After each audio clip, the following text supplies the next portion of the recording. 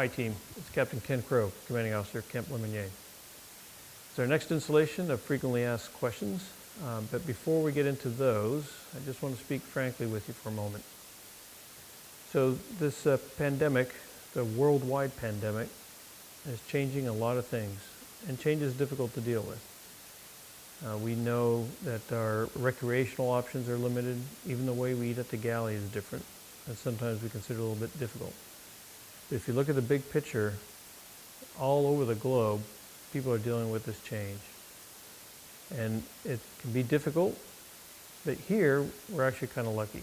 We still get fresh meals 3 times a day, hot meals, fresh fruit, wonderful fruit, vegetables, you name it. We can still get outside, go for a walk, maintain social distance, but we can get outside and do activities there.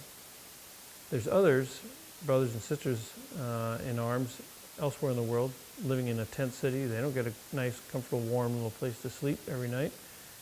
They might be on a ship or a submarine with very limited options there. So keep that in mind. I know it's difficult, but we have it pretty good here at CLDJ. And with that, we'll get into the first question. So this first question is, why do we have to wear face masks? And that's those face coverings that we're hearing about. And the reason we have to do that is to protect others from you. So this coronavirus is new. There's still a lot being learned, and science is evolving about the virus. So what we've learned is that people can carry the virus and be asymptomatic. In other words, not show any symptoms at all, but have the virus and be contagious. So by wearing a simple cloth mask, you're protecting others when you cannot maintain social distancing. So if you're not outside, if you're doing for example, a doctor's visit or an office call with somebody and you can't maintain that social distance, the wearing of a cloth mask protects in the event that you are carrying the virus and don't know about it. You're protecting others. So if you do that across a population, it just reduces the contagion. So that's why we're doing it. They can be made at home. We are selling them now here through the tailor shop, and it's a simple measure that can help protect when we're inside.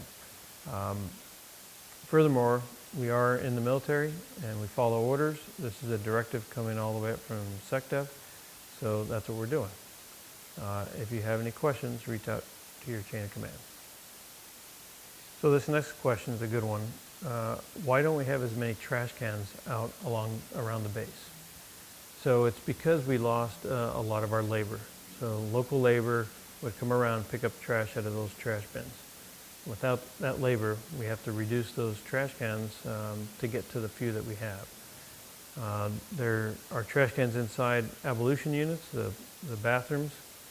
They can still be used for bathroom purposes, for towels after drying your hands, if you blow your nose, if you finish a tube of toothpaste, throw it in the trash can. But don't use the trash cans that are in those public spots to get rid of your own personal trash, either from your office or your CLU or the barracks. Go to the trash bin, the big bin. Those trash cans can't hold that trash, and it gets out of hand. We've got overflow and making a mess, and it's disrespectful both for the folks that have to pick it up. Those are just our public works folks in uniform that are doing that, and it's a health hazard. Speaking of bathrooms, use the bathroom for the bathroom. We've had creative ways, bottles and whatnot, to avoid trips to the bathroom. It's not that far to an AB unit from anywhere on base, so don't use trash as an excuse. Take the walk, go to the AB unit.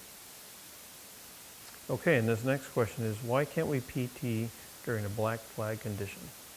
So black flag is a reflection of the risk based on the heat index outside. It's managed by our medical facility and staff, and it's to reduce the risk of heat injury. So during a black flag, you cannot PT outside, whether you're in the shade or not.